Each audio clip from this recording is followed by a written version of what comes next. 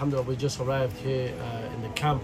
Wallahi, we're in a box, within a box. Subhanallah, it reminds me of being in a prison cell. We have 3 sisters, 2 kids here. And subhanAllah, the Prophet Muhammad stated that the one that takes care of a widow and the poor, it's like the one that fasts during the day and prays during the night. You see, some of us, our Ramadan ends on Eid. But for those of us that actually look after an orphan, that look after the poor, that look after the widows, it's like we are doing the Ramadan throughout the whole year. And we get the reward of doing fasting and praying throughout the night, throughout the whole year.